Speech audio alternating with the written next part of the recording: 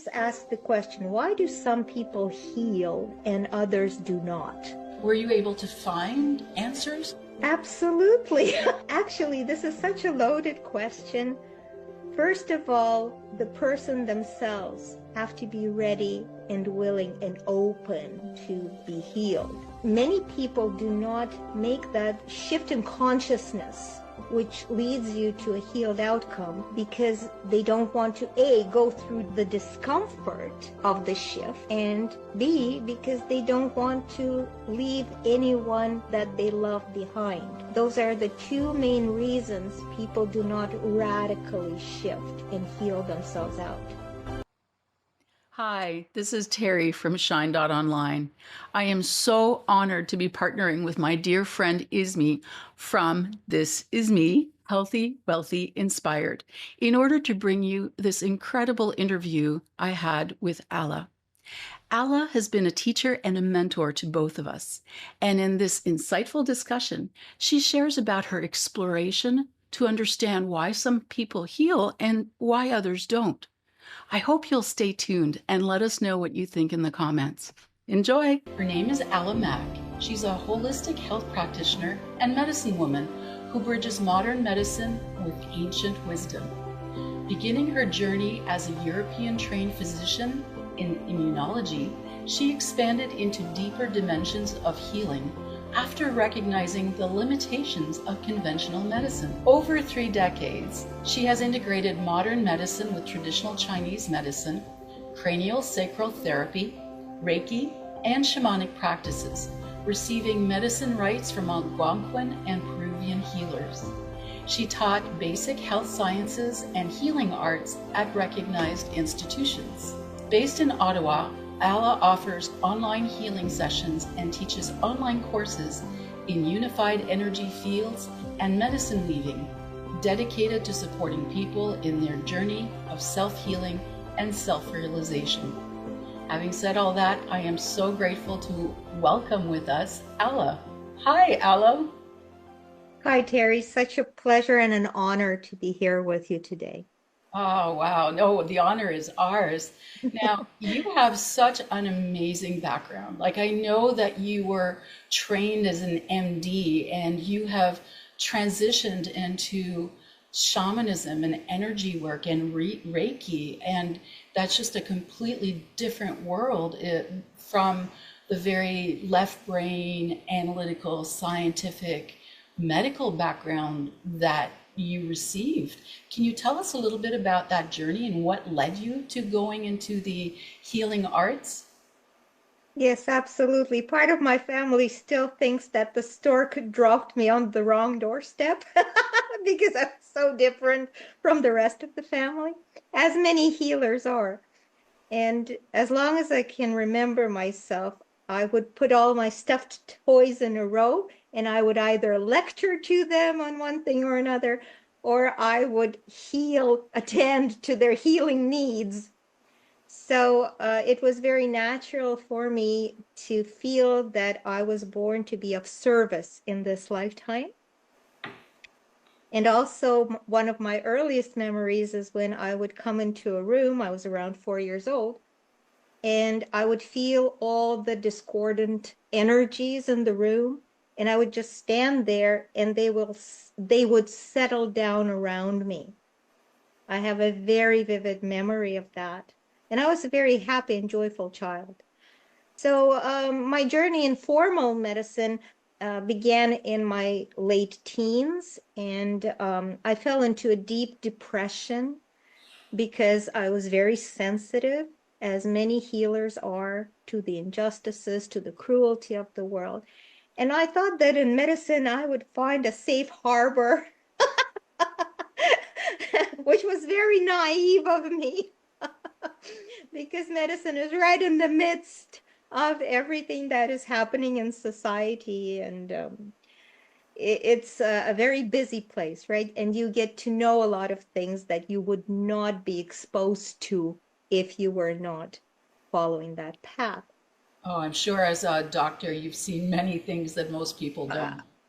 Yes, and as a healer, even more so. Even more so because you go deeper in the interaction with people who come for mentoring or for resolving long-term problems, right? So as I was an aspiring physician, I would always ask the question, why do some people heal and others do not? And that is what led me going down deeper and deeper down that rabbit hole to find out why some people just have a cure and they get better for a short period of time, and why other people are really able to change their lives, shift their lives in significant ways. Wow. So I studied many different healing traditions to looking how systems come out of balance, how to help those systems to come back into balance by different methods, energetic, informational, physical methods, all kinds of methods. And eventually that led me to quantum physics and shamanism. Two Wow. sort of two irreconcilable ends of the spectrum, which are really just two sides of the same coin if you look at it from the perspective of oneness, right? So, from the perspective of oneness, we get to the same understanding if we dig deep enough in any tradition or in any healing modality. Were you able to find answers to why some people heal and why some don't? Absolutely. It took me only 30 years. And actually, this is such a loaded question. First of all, the person themselves have to be ready and willing and open to be healed. Um, Many people do not make that shift in consciousness, which leads you to a healed outcome because they don't want to go through the discomfort of the shift, and B, because they don't want to leave anyone that they love behind. Those are the two main reasons people do not radically shift and heal themselves out. What do you mean by they don't want to leave anyone behind? When people meet, or if there's a established family interaction, um, these interactions may be comfortably uncomfortable, especially if they're based in trauma. So if these interactions are in the victim predator, helper rescuer dynamic, people may sometimes feel that they need to live their life through other people. They don't have a life of their own, so to speak, it's just through others. And when those kind of dynamics are there, if you start healing, if you really truly start addressing all of the underlying issues, all of the root causes of why you have symptoms on any level, whether it's physical, emotional, or mental, if you start healing that out, processing that energy, everybody around you will start saying, who are you? I liked you before. I don't like who you are becoming. I don't know you anymore. I liked you when you were all subdued and victimized and did what I told you. So And it's it takes a easier. lot. It's easier for It takes people around you if, if you stick to the old person you were and they're having trouble adapting to the new person you're wanting to become. Absolutely. There are established dynamics which are sometimes very difficult to get out of. And that's why when people come back home for holidays, even if they're 50 years old, they start behaving like a teenager and they enter those dynamic with their parents that are long outlived. They might be living on different continents and the dynamic still raises its ugly head, so to speak, if something remains unhealed, right? So what kind of work do you do with clients? I do all sorts of work depending on the client's needs. So I do energy informational work. I sometimes do card readings, soul card readings, I should add. I don't read the future or anything like that. I do Reiki, craniosacral therapy, and sometimes we just talk, and that is enough. Sometimes people need more mentoring than healing in their life. And it's always up to them to make the decisions. I can only sort of guide people along a little bit, and that is enough. So the sessions themselves can be very, very different depending on the needs of the person. And I do both in-person sessions, and those are the best, of course, because we get into the same space, and I like physical touch. I'm a touchy-feely person, so Reiki and craniosacral are perfect modalities for me. I really love them. Shamanic healing can be also done in person and online. So I can take people on a shamanic journey if they need to heal out some deep trauma that they have experienced in this lifetime. So I I'm do that kind of work. I'm going to jump in and throw you a testimonial because I know Ella and I've learned from her through her amazing teaching work when I was studying nutrition. But at one point, my kidneys were shutting down. And I went to see her, and the doctors couldn't help, and nothing was working. And I was really scared because I had stopped peeing. It had been 48 hours, and I was no longer peeing. So I got really scared, and I went to see Alla, and she worked in the roof of my mouth and released things. And I was actually able to go to the bathroom for the first time. So I can attest to how amazing Alla is, but not just in her therapy work with clients. She also teaches amazing programs for helping you move forward in your life and understanding the very subtle mechanics of life. So, can you tell us a bit more about these amazing courses that you teach?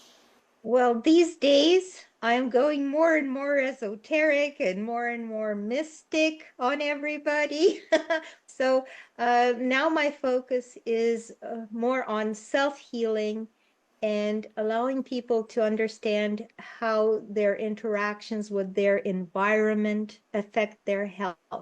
Because we not only have our own fields, individual fields, we have common fields, unified fields that we interact with, including those of, let's say, the government, religion, medical establishment, or healers' fields. They're all different fields that we can interact with.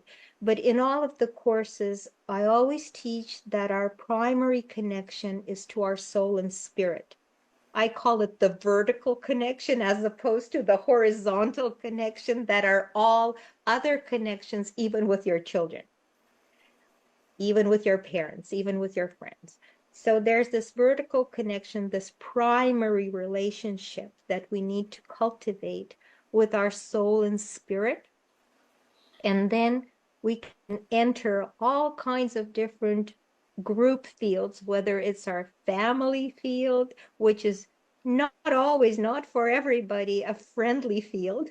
We can enter any religious denomination without judgment or attachment and pray together with the people that are in this field.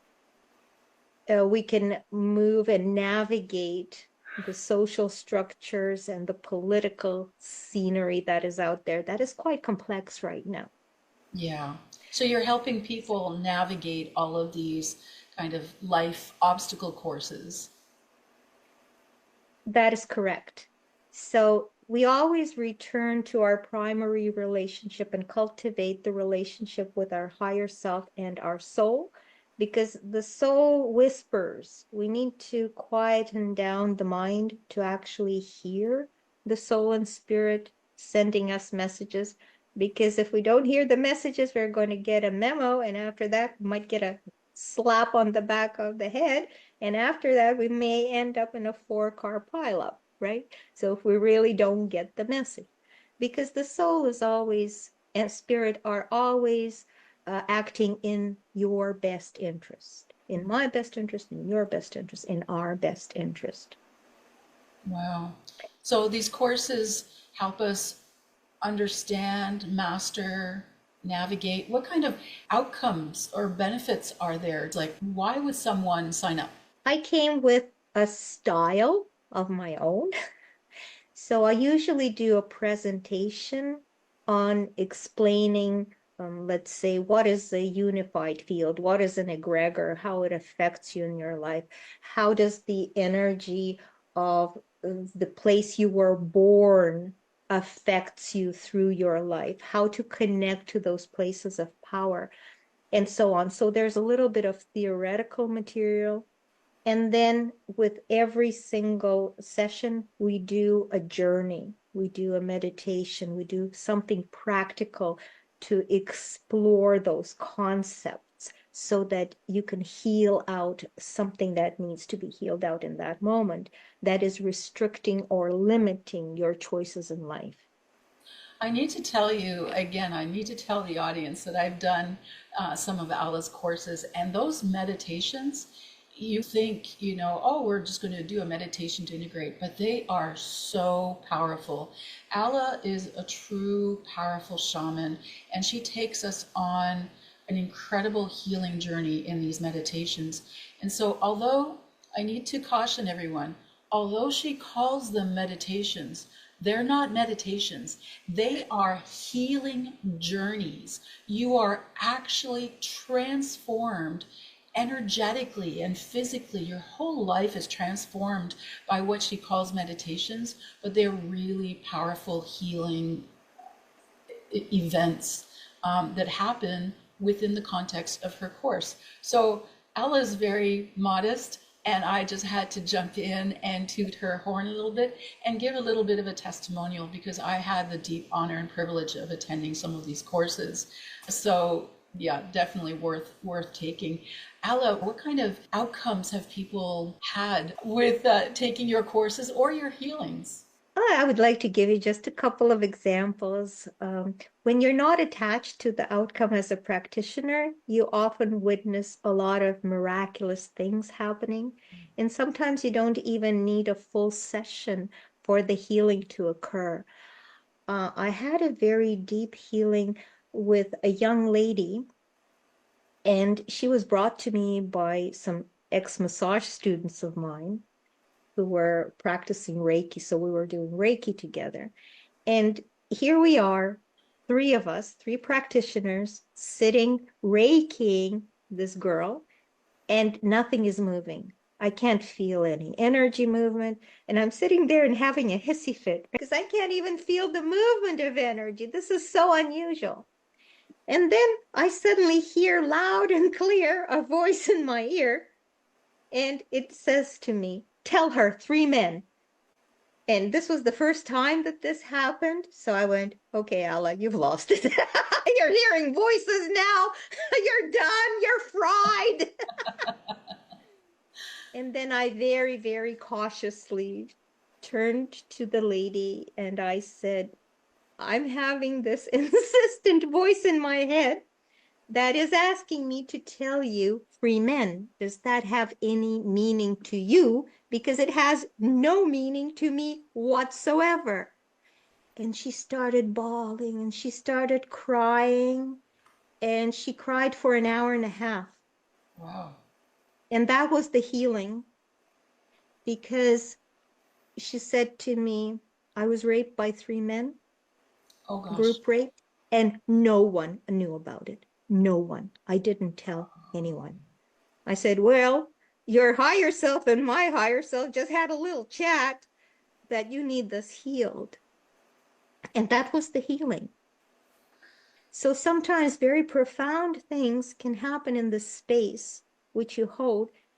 And as a practitioner, to me, that is always so humbling because it wasn't me doing the healing. I learned, I think, more that day than the client and all of the people who were studying with me. So that's an interesting example. Wow. Another one, also was a very interesting healing, which I had with a lady who came in and she asked me to help her to lose weight. And that is my Achilles heel all my life. So I didn't even know why she came to me for that matter, because I always carried a little bit of extra weight. But I said, okay, let's do it. And we did a craniosacral session, which is a hands-on session, which you gently press on different points, hold the energy, allow the body to disperse tension. And she was again pretty good. There was not much energy flow, wasn't a dramatic healing. I did some mouth work, so I pressed on a point and she cried like 2 tears. She didn't give me much. It wasn't dramatic. 6 months later, I meet this very thin young woman. Wow. And she comes up to me and she says, "Do you recognize me?" I said, "No, I don't." She said, "I'm so and so, and I came to your healing." Then I said, "Really? Wow, you look great." So, you know, sometimes things happen because they are meant to happen for that person because they were ready to heal and they need just that little additional push, just opening of the door for the healing to unfold from within, because every healing literally truly unfolds from within. Those are amazing stories, like just really incredible. Now, do people need to release things to heal? Is it always a question of blockages or things we're holding on to? And is that generally always the formula is to find out what needs to be released? That is a great question. It's a wonderful question, Oh, thank you. because healing is not just about releasing. Healing is also about making choices that are in alignment with soul and spirit. You may have a dis-ease, which is an absence of ease, because you're not realizing your soul's program. And then your kidneys may start shutting down. Yep. You know what I mean? Yeah. Your body will reflect to you that you need to make some shifts in consciousness, some shifts in how you perceive things and how you act in the world to bring you in alignment with your soul's path, for example. Wow. I just got So it's, chills. I love yeah, that. it's not always about old trauma. Although for people who just start the healing process, it's usually about the trauma of this lifetime. But as we dig deeper and deeper, we can heal right up to infinity. And it's not all about just resolving trauma. It's about stepping into oneness and being able to hear the whispers of your soul that leads you to your destiny. Wow, that's amazing. Yeah, that is beautiful. I am so energized. I am so excited. I am so grateful that I know you and I've experienced your amazing healing and your courses. And to anyone who's watching, I just need you to know that Alla is available for individual sessions, and she is also offering courses. And you can reach Alla directly through our Shine.Online portal. You just type in the search bar Alla and she will pop up, but we will link to her profile page directly in the show description. And if you have any questions for Alla, please make sure to write them in the comments. We'd love to hear what you think. We'd love to hear what your experiences have been of healing and aligning. Thank you so much, Alla, for taking the time with us. It was just such an honor to have you share your light and your wisdom with us today. Thank you, Terry, so much. And thank you for your dedication to spreading the light and making this world a better and livelier place. Well, it's my pleasure and it's also my purpose. So that was wonderful. Take care. We'll see you in the next video. Much love and light to all of you. Bye. Much love. Thanks everyone for watching. And don't forget to smash that like button and subscribe.